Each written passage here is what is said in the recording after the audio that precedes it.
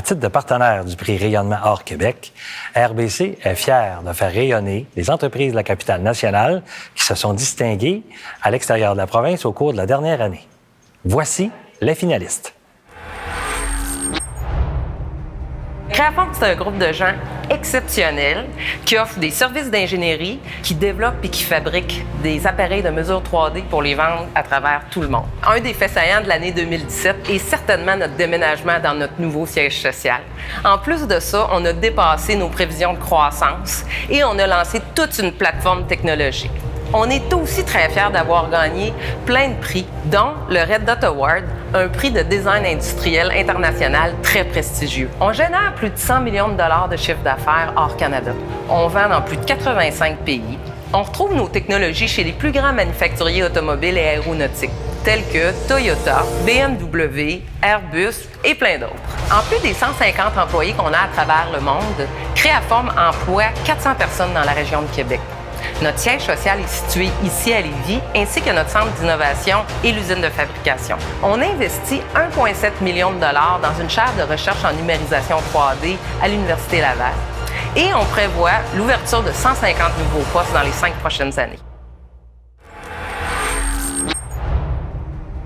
Endosotic, c'est une entreprise qui travaille dans le domaine de la santé, qui applique ces nouveaux traitements à travers le monde. Auparavant, le seul traitement disponible était les oestrogènes, avec le risque d'effets secondaires que l'on connaît maintenant, alors qu'Intrarosa n'en a pas. C'est une percée dans le domaine scientifique. Tous savent maintenant que cette nouvelle connaissance vient de Québec. On a été nominé pour le prix Galien US, qui est un prix très, très prestigieux.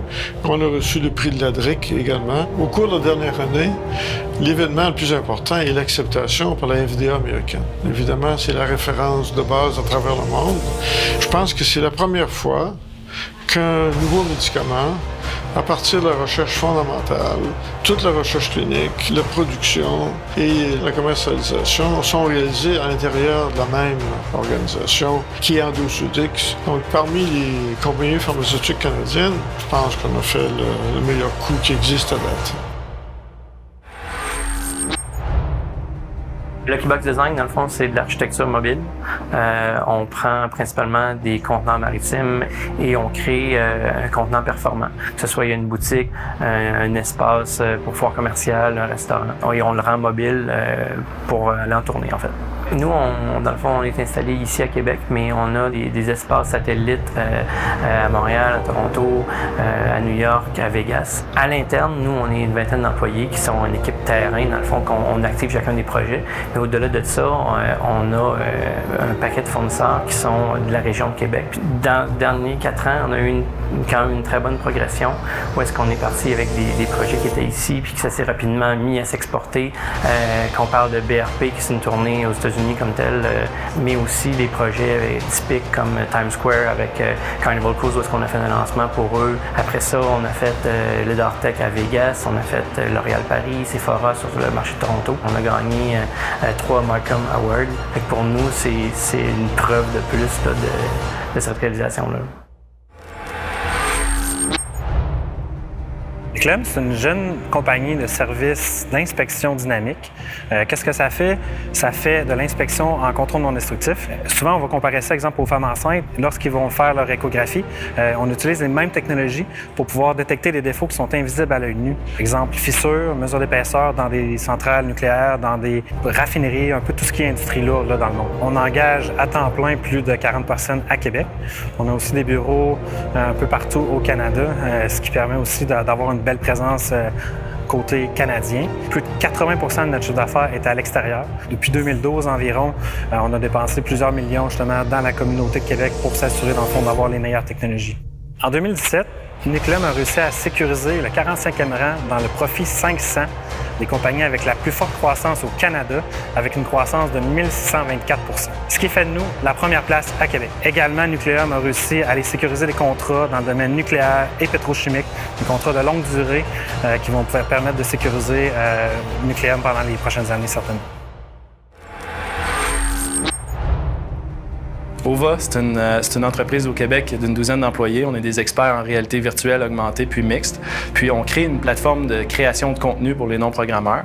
Aussi, on fournit les outils aux entreprises pour pouvoir créer en immersion. Dans la dernière année, notre président a gagné le concours de pitch au Young Entrepreneur Awards à Beijing à la fin de l'année 2016.